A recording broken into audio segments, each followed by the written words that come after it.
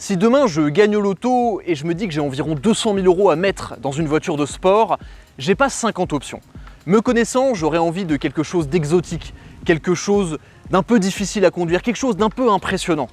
Mais pour autant, une voiture qui soit polyvalente, confortable, superbe à regarder, bref, j'ai vraiment envie de vivre le grand frisson. Et pour ce genre de budget, il n'y a pas 50 000 options.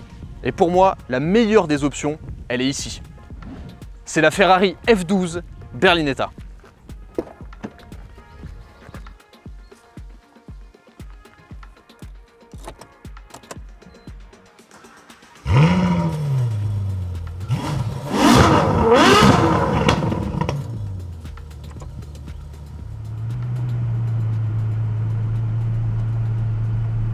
Comme sa grande sœur, la Ferrari 599, la F12 Berlinetta reprend la tradition des Berlinetta Ferrari, donc des GT à moteur V12 avant.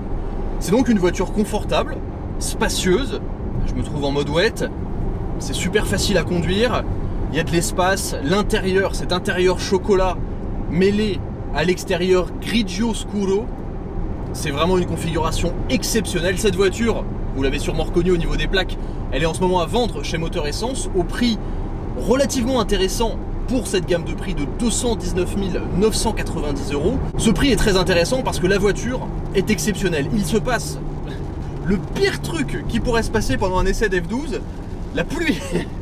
Bon là c'est pas drôle, heureusement on a le mode wet. Mais en fait cette voiture finalement, quand on la conduit comme ça, on se dit bah voilà, elle est dans la plus pure tradition des Ferrari. Exceptionnelle mais quand même facile à conduire, c'est une GT. C'est une GT à un détail près. Et ce détail, il se trouve à l'avant. On va s'arrêter, je vais vous montrer de quoi je parle.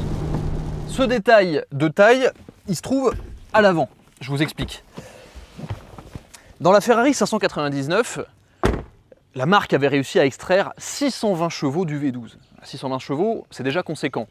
Mais dans la génération d'après, dans cette voiture, la F12, Ferrari s'est dit pourquoi pas mettre 120 chevaux de plus. Soit au total 740 chevaux.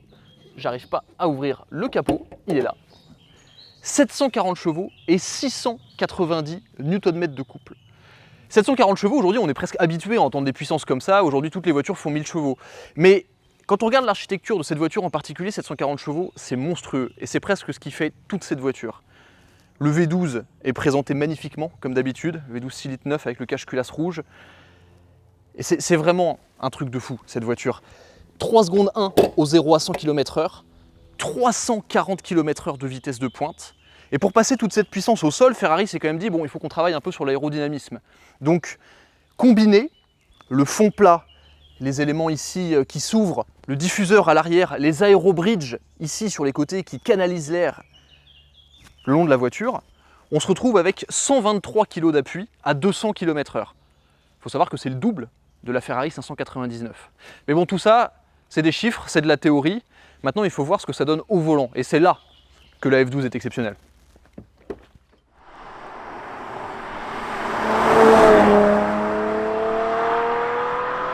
La F12, tout le monde sait que c'est une voiture effrayante. Et c'est pour ça que là, je suis vraiment sur des œufs et je vais y aller très très doucement. Décidément, j'ai pas de chance avec les voitures de moteur essence.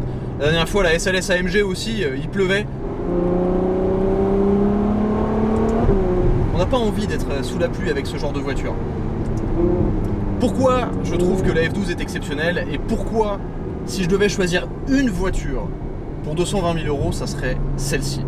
Déjà parce que l'extérieur est exceptionnel. C'est tellement élégant, c'est tellement bien dessiné, il n'y a pas d'aileron, il n'y a pas... C'est sobre presque, alors c'est difficile à dire pour une F12 et pour une Ferrari, mais c'est sobre. C'est une voiture très élégante. La configuration de celle-ci est fantastique. À l'intérieur, c'est cinématique dès le moment où vous rentrez dedans. Vous êtes super bien assis dans ces beaux sièges confortables. L'intérieur chocolat, c'est là encore très classe, très exclusif. Cette voiture a toutes les options en carbone. Planche de bord, la driving zone, donc le volant, le pont ici, même les aérateurs en carbone. On voit dans les rétroviseurs arrière, la vue est plutôt normale. Avant, on voit cet immense capot plongeant qui, au milieu, est marqué par les deux trous faits par les aérobridges. On sent immédiatement qu'on est dans quelque chose de très spécial. Et bien sûr, avoir le volant avec l'inscription Ferrari, c'est toujours quelque chose de spécial. Lorsqu'on conduit la voiture en mode doux comme ça, elle est étonnamment facile à conduire. C'est confortable, on appuie sur le bouton Bumpy Road Mode et on cruise tranquillement, on sent qu'on a une réserve de puissance monstrueuse. Alors malheureusement, je vais peut-être devoir revenir un autre jour pour essayer vraiment la voiture sur le sec parce que là, je n'essaierai pas. Je n'essaierai pas d'accélérer, je ferai rien de bête parce que c'est une voiture qui est trop intimidante pour ça. 740 chevaux sur des pneus en 315 mm à l'arrière, c'est trop de puissance. Mais c'est ça que j'adore avec la F12. On a un grand coffre, on peut rouler super tranquillement avec, c'est d'une classe. J'adore.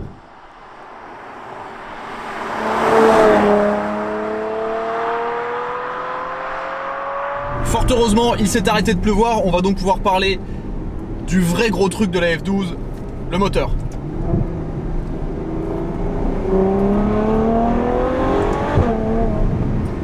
Cette voiture, elle a quelque chose qui va pas.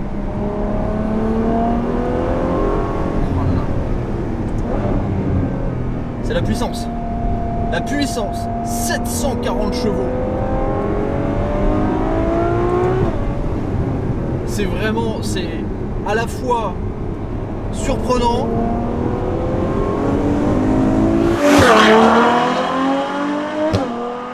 oh la vache, dangereux, excitant. C'est vraiment tout à la fois. C'est presque indescriptible. À tel point, vraiment, ça, vous avez l'impression que ça s'arrête jamais. Quelle que soit la vitesse engagée, 3e, 4e, 5e, le couple, la façon dont la voiture accélère sans effort, la façon dont vous vous retrouvez à des vitesses illégales en un rien de temps, c'est hors norme sur cette voiture. Et dans beaucoup de voitures, par exemple dans une Porsche, même une GT3, une GT3 RS, mettre pied au plancher, c'est quelque chose de facile. On sait que ça va le faire. Dans cette voiture, la première vertu, c'est la patience. Déjà parce que quand vous la démarrez, quand vous la prenez par exemple le matin, vous attendez longtemps que les pneus soient en température, vous attendez d'être sur la bonne portion de route, sur la bonne ligne droite, que tout soit chaud, que tout soit bien, que toutes les conditions soient réunies, et mine de rien, ça n'arrive pas souvent.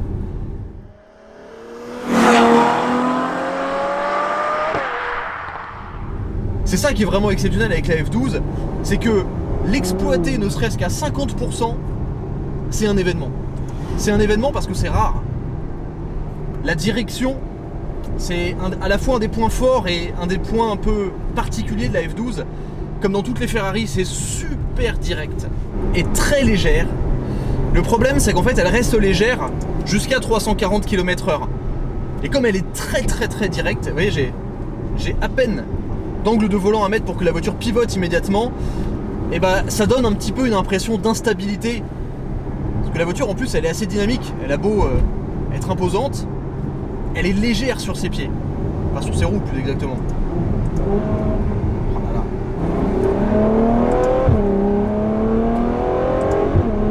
On a les explosions à chaque passage de rapport. Oh là là. Et c'est vrai que le son, le feulement du V12 n'est pas ultra présent dans l'habitacle.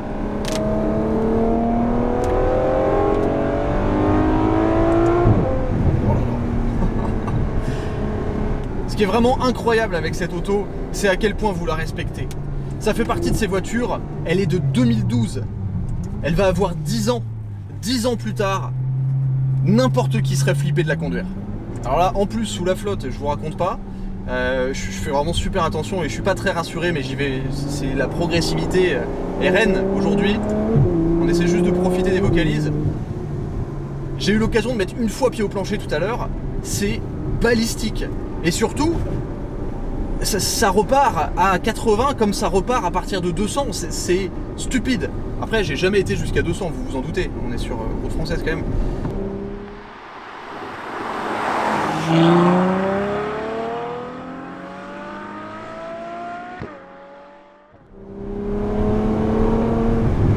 Les freins carbone céramique ont énormément de mordants, évidemment par rapport à la 599, la voiture a été très retravaillée au niveau des trains roulants, des suspensions, du châssis, du freinage, pour qu'elle soit la plus efficace et qu'elle puisse encaisser la cavalerie.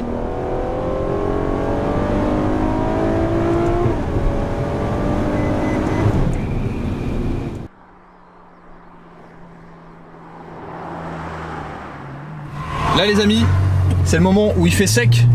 On va devoir aller rendre la voiture, mais j'ai de quoi... Enfin j'ai le temps de vous montrer ce que c'est qu'une vraie accélération en Ferrari F12.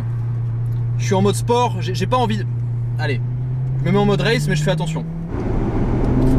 La puissance qui monte, les valves qui s'ouvrent. 5000 tours.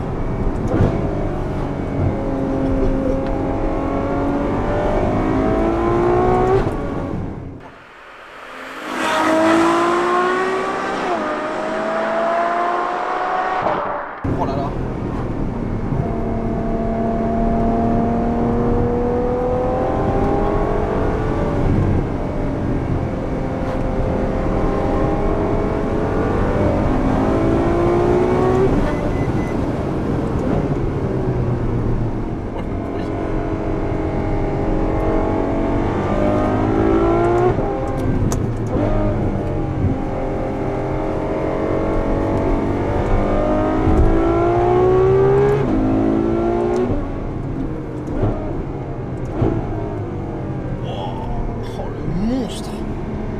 C'est incroyable parce que toute la voiture vit avec le moteur. Les suspensions qui sont un peu souples vont vraiment être impactées quand on va rétrograder et qu'il va y avoir voilà, cette espèce de frein moteur qui va se mettre en place.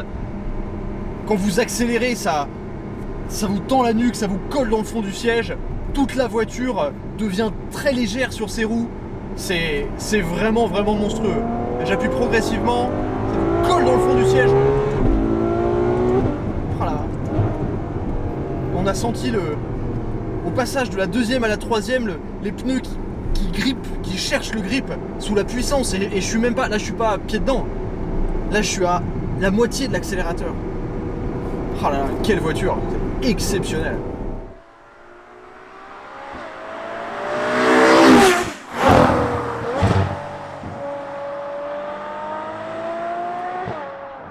La seule chose qui lui manque peut-être, c'est un échappement pour mettre encore plus de bruit. Alors, elle n'en a pas forcément besoin, mais avec un son comme ça, plus on en a, plus on profite.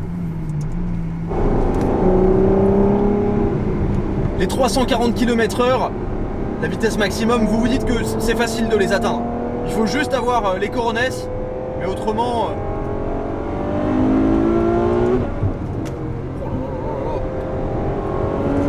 Et l'accélération même en quatrième.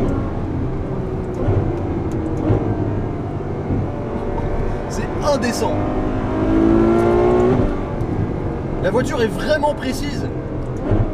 Wow, tout vibre quand vous rétrogradez.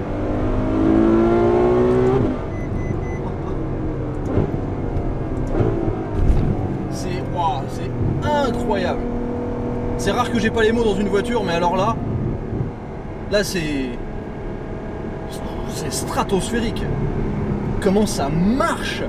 Et là sur le sec c'est marrant parce que ça motrice hein. Ça motrice mais quand même vous avez toujours une petite goutte de sueur près du front.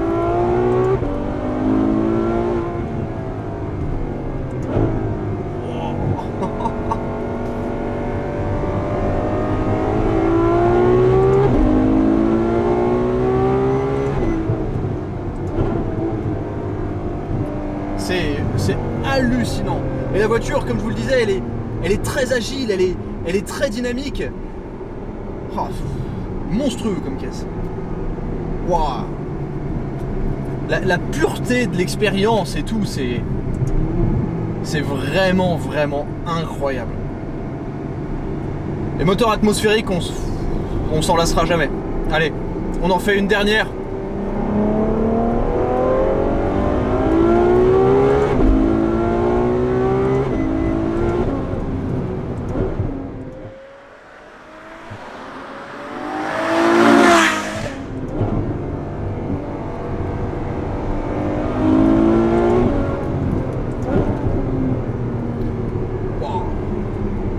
Performances sont stratosphériques. C'est vraiment super impressionnant. Quelle caisse, incroyable. 2012, ça c'est de 2012. C'est dingue. La F12, quand on la met en perspective avec les voitures actuelles, avec les supercars actuels, où on se plaint en permanence d'avoir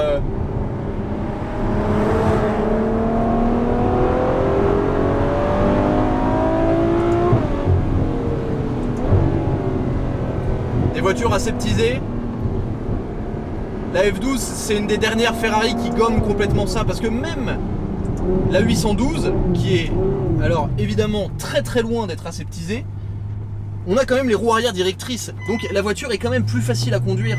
Voilà pourquoi c'est une voiture que, si j'avais la chance de gagner au loto, ou si un jour je réussis très bien ma vie, ce que j'espère, ça ferait partie du garage. Parce que c'est une voiture qui... On peut pas se lasser d'une voiture comme ça. La seule chose qui peut être potentiellement lassante, c'est la consommation. Parce que effectivement, un V12 de presque 6 litres de cylindrée, enfin de plus de 6 litres de cylindrée même, ça boit.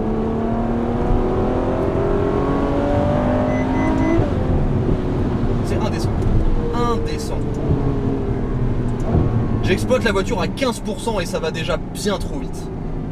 C'est une voiture qui est magistrale, j'adore.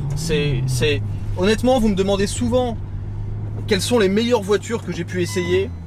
Ça c'est vraiment dans le haut du panier. C'est là où ça me fait souvent rire que Ferrari considère que ça soit une GT. Parce que c'est pas une GT ça. Ça moi j'appelle ça une supercar. Et j'appelle ça une supercar haut du panier, on va dire. C'est une supercar qui effectivement est utilisable, qui est confortable. Allez hop, mode wet, mode auto, bumpy road, et je cruise. Mais la voiture elle fait tout, en fait c'est 10 voitures en une. Et c'est pour ça que la F12 c'est une supercar voire une hypercar. Parce que ça, c'est vraiment pas à mettre entre toutes les mains. Sur cette conclusion, je pense que vous comprenez pourquoi j'adore cette voiture. Merci à Moteur Essence évidemment de m'avoir mis à disposition cette voiture aujourd'hui. On pensait qu'il ferait beau, il fait pas beau, c'est comme ça, on n'y peut rien. Ça reste toujours une occasion exceptionnelle d'être au volant d'une de ces voitures. Merci d'avoir regardé et je vous dis à très vite sur The Glove Driver. Ciao.